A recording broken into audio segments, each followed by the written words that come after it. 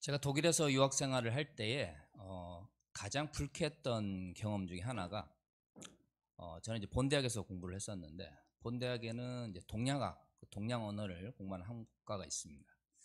일본어와 이제 일본 역사를 공부한 독일 친구들하고 동북아시아의 이제 근현대사에 대한 이야기를 나눌 때가 가끔 있었는데 일본적 시각 속에서 동북아시아 역사를 이야기하는 독일 사람들과 이야기를 나눌 때 뭐랄까요?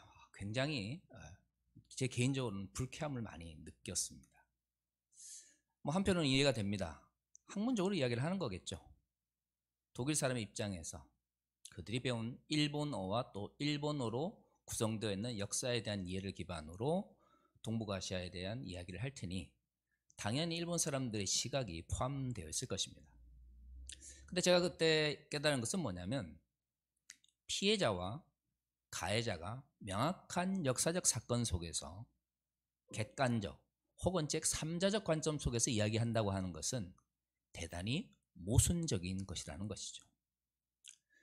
조금 더 비판적으로 이야기했을 때 가해자와 피해자가 명확한 사건 속에서 피해자의 입장이 아니라 가해자의 입장을 배려해서 객관적이라는 명목으로 역사를 이해하고 사회를 이해한다고 하는 것은 피해자에 대한 두 번째 가해라는 것을 깨달았습니다. 사실 미얀마 사건이 그리고 미얀마의 민주화 운동이 시작된 지가 벌써 1년 6개월이 지나갑니다. 저는 솔직히 미얀마를 잘 모릅니다.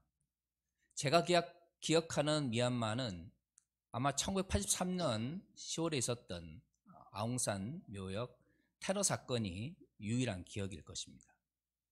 그리고 작년 2월에 미얀마 군부 쿠데타를 대한 소식을 들었고요. 그리고 그 미얀마 민중들의 저항에 대한 이야기를 듣게 됐습니다. 사실 이런 식으로 이야기를 하면 미얀마에 대해서 뭔가를 이야기를 한다는 것 자체가 굉장히 부담스러울 수밖에 없습니다. 그러나 한 가지는 확실합니다. 군사 쿠데타가 일어났고 미얀마 시민들과 민중들이 고통을 받고 있습니다. 가해자와 피해자가 명확한 사건 속에서는 피해자의 관점 속에서 그들의 문제와 그들의 미래를 이야기하는 것이 옳은 것입니다. 저는 비교적 근본주의적 성향에 강한 교단에서 성장을 했고 또 목사가 되었습니다. 제가 성장하는 과정 속에서 로마서 13장 1절 이후의 말씀은 여러 번 설교로 들었던 이야기입니다. 제 개인적으로 참 재밌는 경험은 뭐냐면 로마서 13장 1절과 2절을 굉장히 설교를 많이 들었습니다. 성경을 보시면 아시겠지만 로마서 13장 1절과 2절은 세속 권세의 그리스도인들이 복종할 것을 이야기하는 구절입니다. 한국 사회도 군사 독재가 있었습니다.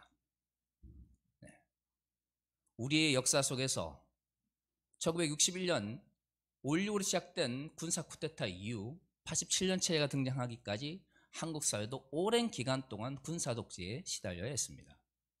그 기간 동안 한국 교회는 민주화를 위해서 많은 일을 했지만 또한 보수적 혹은 근본주의적 성향에 강한 주류적 한국 교회는 군사 독재 세력과 결탁하여 많은 이익을 누렸습니다. 그러다 보니까 그 가운데서 로마서 13장 1절과 2절의 말씀이 대단히 중요했던 것이죠. 나이가 들고 스스로 성서를 해석할 수 있는 때가 되었을 때에 정말 궁금했습니다. 왜 제가 성장했던 교회에서는 로마서 13장 1절과 2절만 설교를 할까? 그래서 3절 이후부터의 말씀에 집중을 하게 되었습니다. 오늘 우리가 읽은 본문의 말씀은 세속 권세에 대한 복종뿐만 아니라 그 복종해야 되는 세속 권세의 성격에 대한 이야기를 하고 있습니다. 우리 잘 아는 것처럼 로마서 13장 앞에는 12장에서 악을 어떻게 이겨내야 될 것인가에 대한 이야기를 합니다. 12장의 이야기를 간단히 요약하면 이겁니다. 그리스도인은 악을 이겨야 합니다. 하지만 악을 이기기 위해서 악한 방법을 사용하는 것은 옳지 않습니다. 그래서 선으로 악을 이길 것을 이야기하죠. 디트리히 보네퍼는 로마서 12장을 이야기하면서 선을 통해서 악을 이기는 것은 단순히 악에 대한 선의 승리가 아니라 악의 목적 자체가 새로운 악을 만들어내는 것이기 때문에 악을 악한 방법으로 저항할 경우 새로운 악을 만들어내므로 결국에는 악이 승리할 수밖에 없다라고 이야기했습니다. 선으로 악을 이긴다고 하는 것은 새로운 악을 만들어내지 못하게 함으로써 악의 원래 목적을 상실케 한다는 의미를 가지고 있다라고 보네퍼는 해석을 했습니다. 칼바르트는 로마서 주석 1판에서 로마서 13장을 설명하면서 이렇게 이야기를 합니다. 로마서 13장의 목적은 세속 권세에 그리스도인들이 무조건적으로 복종하라는 것을 가르치기 위한 것이 아니라 도대체 하나님의 일꾼으로서 이 세상 속에서 국가 권력이 어떤 성격으로 유지되어야 하는가를 알려주는 본문이다. 그래서 칼바르트는 로마서 주석에서 로마서 13장 1절과 2절보다도 3절부터 오늘 우리가 읽은 5절까지의 말씀에 더 집중을 합니다. 그렇습니다. 바울은 하나님의 권세가 세속의 권력 안에도 포함되어 있다고 이야기를 합니다. 당시 문화적 상황 속에서 바울은 디아스포라 유대인이었습니다. 어느 사회에 있든지 그는 사회적 약자일 수밖에 없었습니다. 국가 권력을 인정하지 않고 사회적 질서를 인정하지 않는다면 그가 이전에 믿었던 유대교든 아니면 회심 이후에 믿었던 그리스도교든 종교적 영역이라고 하는 것이 존재할 수가 없었습니다. 그렇기 때문에 바울의 많은 가르침 속에서는 그리스도인들이 정치적 영역에 대한 권력 그리고 세속 권력에 대한 복종에 대한 이야기를 긍정적으로 이야기를 합니다. 그런데 오늘 본문에서는 이 세속 권력을 향해서 하나님의 일꾼이라는 말로 사용하고 있습니다. 자, 그러면 하나님의 일꾼으로서 세속 권력은 무조건적으로 복종하고 섬김의 대상이어야 하는가? 만약에 로마서 13장이 그것을 이야기하는 것이라면 로마서 13장은 정확하게 궁극주의를 정당화하는 말씀으로밖에는 해석이 될 수가 없습니다. 과연 성경의 말씀은 궁극주의와 그리고 전체주의를 정당화하는 말씀일까요? 그렇지 않습니다.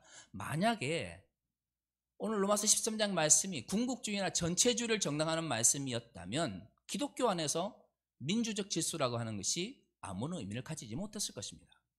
하지만 근대적 시민사회는 기독교적 그거나 개신교적 기반에서 성장을 했습니다. 그렇다면 우리는 생각을 해야 됩니다. 한국교회가 특별히 이 본문의 말씀을 잘못 이해하고 있지는 않느냐는 것이죠. 오늘 우리가 읽은 본문의 말씀에서 하나님의 일꾼으로 세속의 권력은 두 가지 특성을 가지고 있습니다. 첫 번째는 선을 행하는 자에게 상을 준다는 것입니다. 좋은 일을 한 사람에게 그 사람이 좋은 일을 더 잘할 수 있도록 힘을 북돋아 주는 것이죠. 두 번째 역할은 나쁜 일을 한 사람에게, 악한 일을 행하는 사람에게 하나님의 진노로서 처벌을 하는 것입니다. 바울은 이야기합니다. 하나님께서 세속 권력에게 칼을 아무런 이유 없이 주신 것이 아니라는 것이죠. 칼이라고 하는 것은 무력을 의미합니다. 국가적 폭력을 의미하는 것이죠. 질서를 유지하기 위한 기본적인 권력을 국가 권력, 세속 권력에게 준 이유는 이 두 가지 역할, 즉 좋은 일을 한 사람에게 상을 주고 나쁜 일을 한 사람에게 벌을 주는 역할을 감당하기 위한 것입니다. 그래서 오늘 본문은 이렇게 이야기를 하죠. 너희가 선한 일을 행한다면 국가 권력을 두려워할 필요가 없다라는 것이죠. 당연한 이야기 아니겠습니까? 내가 선을 행하고 내가 악을 멀리한다면 국가 권력이 만약 정당하다면 나는 국가 권력으로부터 뭘 받게 되어 있습니까? 당연히 상을 받게 되어 있습니다. 그러면 내가 선을 행하면서 살아간다면 선한 국가 권력에 나를 심판할 거라는 것에 대한 두려움을 가지지 않게 되는 것이죠. 그러나 국가 권력이 선을 행하는 사람에게 상을 주고 악을 행하는 사람에게 형벌을 주는 권력이라면 내가 악한 일을 행할 때 나는 국가 권력을 두려워할 수밖에 없습니다. 왜죠? 나는 국가 권력의 칼에 의해서 심판을 받기 때문입니다. 그래서 바울은 이야기하죠. 너희가 억지로 국가 권력에 복종하려고 하지 말고 양심에 따라 행하라. 그렇죠. 인간의 양심은 무엇입니까? 선을 행하는 것을 옳다고 생각하고 악을 행하는 사람을 향하여 분노합니다. 그것이 인간의 양심입니다. 그래서 우리 그리스도인들은 믿음으로 구원을 받았지만 동시에 그 믿음 안에서 우리의 양심이 선한 일을 향하여 나아가고자 하는 삶의 모습이 있어야 하는 것이죠. 그런 그리스도인들에게는 국가 권력이 어떤 모습이든 두려움이 될 것이 없습니다. 하지만 칼바르트는 여기서 질문을 합니다. 과연 국가 권력이 악을 행하는 사람에게 상을 주고 선을 행하는 사람에게 벌을 준다면 과연 그 국가 권력은, 세속 권력은 하나님의 일꾼이 될 수 있는가? 바르트는 아니다라고 이야기를 합니다. 저는 보네포의 해석이든 칼바르트의 해석이든 누구의 해석이 절대적으로 옳다라고 생각하지는 않습니다. 그러나 한 가지 확실한 것은 오늘 본문의 말씀은 너희가 무조건적으로 국가 권력에 복종하라라는 것을 강조하는 것이 아니라 도대체 이 국가 권력이 왜 주어졌는지에 대한 이야기인 것이죠. 그렇습니다. 우리가 오늘 본문을 통해서 깨달아야 되는 것은 국가 권력이 이 땅에 존재하는 이유입니다. 그것은 선한 사람에게 상을 주고 악을 행하는 사람을 처벌하는 권력이어야 합니다. 그리고 그럴 때 국가 권력은 비로소 하나님의 일꾼이 될 수가 있는 것이죠. 12장의 말씀과 연결시켜보면 그리스도인들은 선을 행하면서 악을 이겨나가는 존재입니다. 그렇기 때문에 국가 권력이 만약 선을 행하는 사람에게 상을 주고 악을 행하는 사람을 처벌하는 권력이라면 우리는 두려움 속에 떨 필요가 없습니다. 양심 속에서 우리가 살아갈 때에 우리는 국가 권력과 부딪힐 것이 없는 것이죠. 그러나 바울이 말하고 있지 않지만 칼바르트가 논리적으로 설명한 것처럼 국가 권력이 그 원래 하나님의 일꾼으로서 역할이 아니라 인간을 억압하고 옳지 못한 방향으로 왜곡될 때에 그리스도인들은 그 양심에 따라 행동해야 되는 것이죠. 양심에 따라 국가 권력에 복종을 했다면 올바르지 못한 국가 권력에 따라서 우리는 양심에 따라 저항할 수 있어야 됩니다. 그것은 당연한 논리죠. 그런데 우리 한국교회에서 오랜 기간 동안 이러한 본문에 대한 이야기는 이야기하지 않았습니다.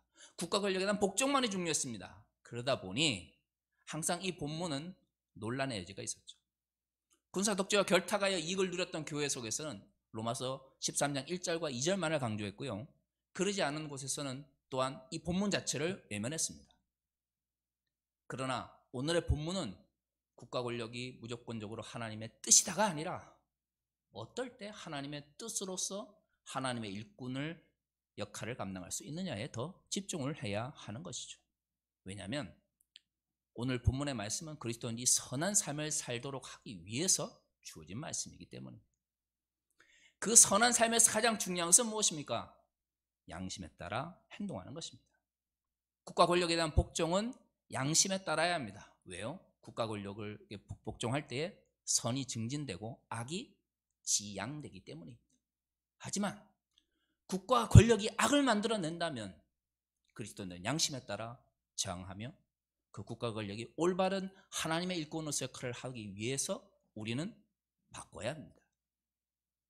왜 우리는 미얀마 민주화 운동에 함께 연대해야 합니까?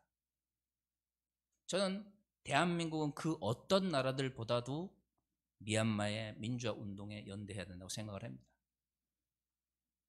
한국 사회의 민주화가 이루어진 지가 어떻든 87년 체제 이후로 꽤 많은 시간이 흘렀습니다. 그러나 대한민국의 민주화는 우리 스스로 이끌어낸 것이 아닙니다. 물론 민주화는 시민들의 눈물과 피가 없이는 이루어지지 않습니다. 그러나 대한민국의 민중들과 시민들의 힘만으로 대한민국의 민주화가 이루어졌다고 생각한다면 그것은 우리를 위하여 기도하고 우리를 위하여 헌금하며 우리를 위하여 함께 고통받았던 우리를 도왔던 많은 이들을 외면하는 것입니다. 많은 도움을 받아 대한민국의 민주화가 이만큼 이루어진 것처럼 이제 우리는 우리와 같이 고통받고 있는 미얀마 민중들을 위하여 기도하며 그들과 연대해야 합니다.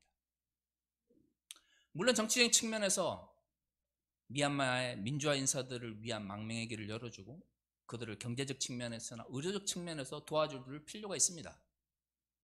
그러나 우리가 보다 깊이 생각해야 되는 것은 그들이 희망을 잃지 않도록 여러 가지 활동을 함께 해야 하는 것이죠. 윌리엄 몰트만이 희망의 윤리에서 이런 이야기를 했습니다. 우리는 희망하는 한 행동하며 미래의 가능성의 영역을 바라보는 한 희망한다. 우리는 가능하다고 생각하는 것을 집중적으로 공략한다. 기독교적 희망이 무엇입니까? 지금 뭔가가 이루어지기 때문에 우리가 희망하는 것이 아닙니다. 지금 투쟁하고 지금 노력하고 그래서 군부가 무너지고 민주화가 이루어지기 때문에 우리가 미래를 바라보면서 희망하는 것이 아닙니다. 미래에 이루어질 것을 믿고 나아가기 때문에 희망할 수 있는 것이죠. 미래의 가능성을 믿고 그것을 위하여 나아가기 때문에 우리는 희망할 수가 있는 것입니다. 그리고 그것을 희망하기 때문에 현실의 잘못된 부조리에 저항할 수가 있는 것이죠. 희망이 없다면 현실의 부조리에 복종할 수밖에 없습니다. 왜일까요? 어차피 변하지 현실 속에서 내가 지금 저항하고 내가 지금 노력할 때에 나만 손해를 받게 되는 것이죠. 그래서 기독교적 희망은 아무리 어두운 현실 속에서도 가장 큰 힘을 발휘할 수밖에 없습니다. 왜일까요? 하나님께서 이 땅에 주신 국가 권력이라고 하는 것이 선을 행하도록, 선을 행하는 사람에게 상을 주도록, 악을 행하는 사람에게 처벌하도록 주신 것이기 때문이죠. 그렇다면 올바른 국가 권력이 정립이 된다면 민주화를 위하여, 하나님 나라를 위하여 달려갔던 이들은 그 국가 권력을 통해서 위로를 받아야 합니다. 그것을 만들어가는 것은 그리스도인들의 역할입니다.